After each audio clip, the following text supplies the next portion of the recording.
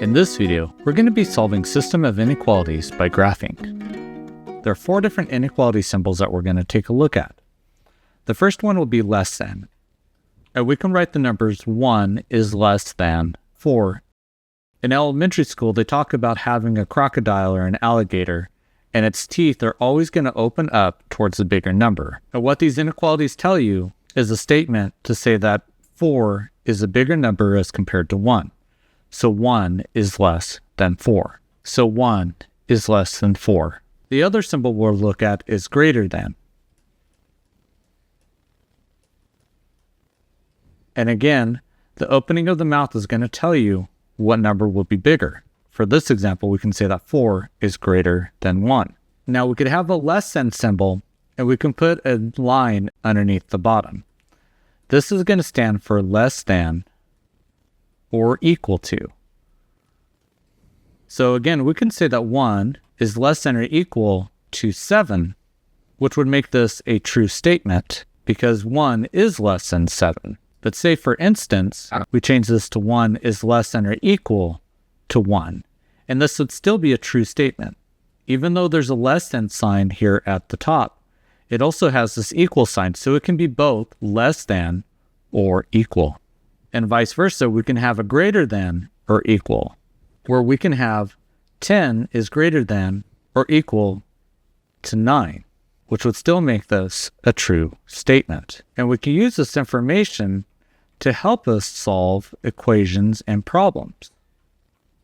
So let's take a graph, which we'll put here, and we can write the equation y is greater than 2x minus 4. When we graph this, it would be graphed in a similar fashion as y is equal to mx plus b, where b will be our y-intercept, and for this problem, our y-intercept is negative 4. When we plot our y-intercept, this being our y-axis, we'll plot that point across our y-axis. Since it's negative 4, it means that we're going to go downward. So 1, 2, 3, 4, and we plot that point. Our n value is associated to the slope of the line. And for this example, it's 2. So we usually write this as 2 over 1. There's always a 1 underneath the number.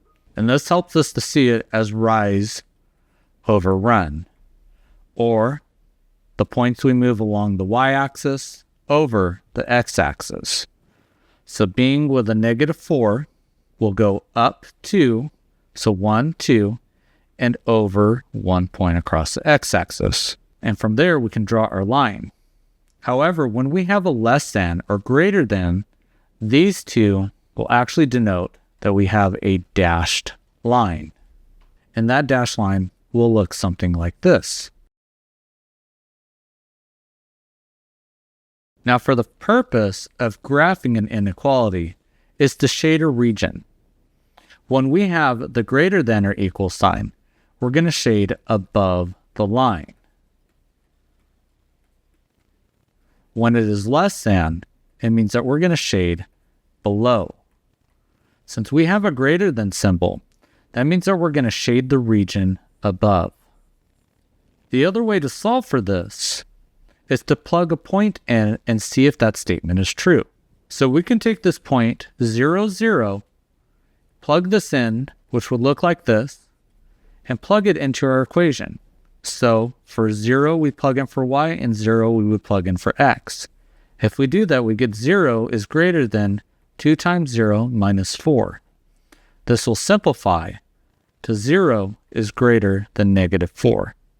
And that is a true statement, right? 0 is a bigger number than negative 4. So if that's the case, being true, the shading will follow into the region that is true. And that's another way to figure out how you would shade. Now that is solving for one equation, but this video is about system of equations. And system of equations can mean a multiple of equations that you're taking a look at. So we'll graph the same one we were looking at, as well as y is less than or equal to negative 1 over 2x plus 3. Now again, we look for the y-intercept, and we're going to start with negative 4. So 1, 2, 3, 4.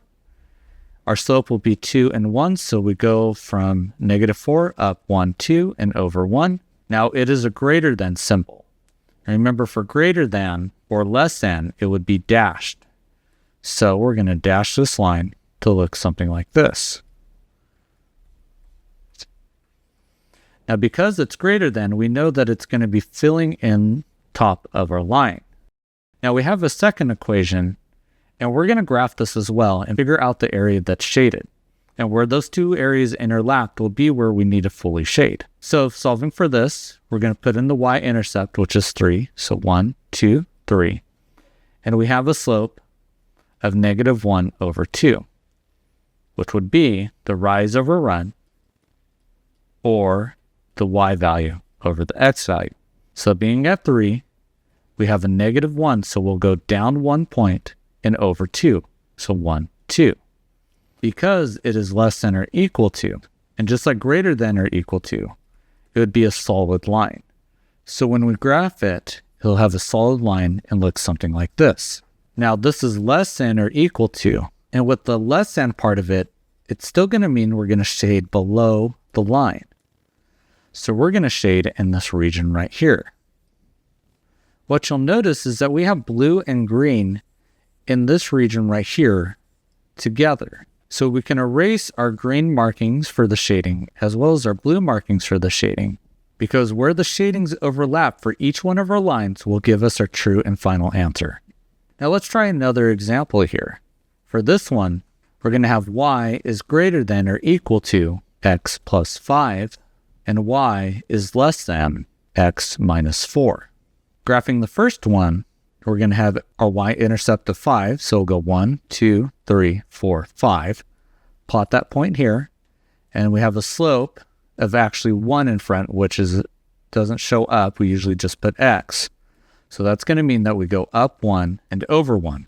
So it'll go right here. Since it's greater than or equal to, that means that it's going to be a solid line, and the graph will look like this. Since it's also greater than or equal to, it means that we're going to shade above. So we're going to shade this area up here. For the other graph, we have a y-intercept of -4. So we'll plot that here. And again, we have a slope of 1, which means we go up 1 and over 1. So that graph will look like this. And since it's less than, that means that we're going to shade below. So it will look like this.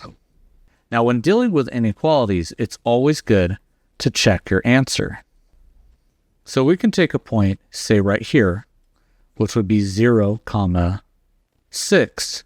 And we could also take a point down here, which would be 0, -5. So by checking these points, we can confirm that the shading is in the correct location if the statement comes out true. So for example, if we plug in 6 for y and 0 for x, we will get 6 is greater than or equal to 1 times 0 plus 5. That would simplify to 6 is greater than or equal to 5, which is true. Yes, 6 is bigger. So because that is a true statement, meaning that this gives the correct representation of the numbers, 6 is greater than or equal to 5, we know that this is true. So yes, that is correct. If this was to say that 6 is less than or equal to 5, we know that would be a false statement. 6 is a bigger number, so 6 cannot be less than 5. If that was the case, we would have our shading backwards, and we would have had to shade in this region, meaning we would have had to shade in the area opposite of our test point. So now that we've tested that first point, let's also test our other line. We're going to take that point 0, -5, with this being the x value and our y value, so we'll put -5 here and 0 here. If we test that, we'll get -5 is less than 1 times 0 minus 4. So is -5 less than -4? Yes, that is true. So again, we shaded in the correct area. Now, system of equations does not mean that we need to look at only two lines. We can take the example of y is greater than or equal to 2x minus 8. Y is less than or equal to -1 over 4x plus 6. And y is greater than or equal to -15 over 4x minus 8. And being a system of equations, that does not have to end at 3. There could be additional lines if need be. Solving for the first equation, we're going to have -8 as our y-intercept. So we'll plot that point here, and then we're going to go up 2 and over 1. Being that it is greater than or equal to, it's going to be a solid line that goes up like so. And we're going to shade above the line, so shading somewhere in here. For the next line, we have a y-intercept of 6, so we're going to go up 6, 4, 5, 6. Plot that point, and then we have a slope of -1 over 4. So that means we're going to go over 4. So down 1 over 4, which will be right here. So it's going to be a solid line that looks something like this. And since it's less than, it's going to be shaded underneath the line. For our last line, we have a point at -8 again, and we have a slope of -15 over 4. Now again, this is going to be y over x. Now this negative value, it can go on either top or it can go on the bottom. And that can help us figure out that slope. So if that's going to be the case, we can go up 15. 1, 2, 3, 4, 5, 6, 7, 8, 9, 10, 11, 12, 13, 14, 15. And over to the left 4. So 1, 2, 3, 4. And we can plot that point right here. Now being greater than or equal to, it's going to be a solid line. So we can draw our solid line like this. This is a pretty steep line, but greater than is always going to be to the right direction and up. So if we move from the line and up, would be in this area here. So to finish off this graph, it's going to be where all three shadings meet, which is going to be inside of this triangle here. And that would be your answer.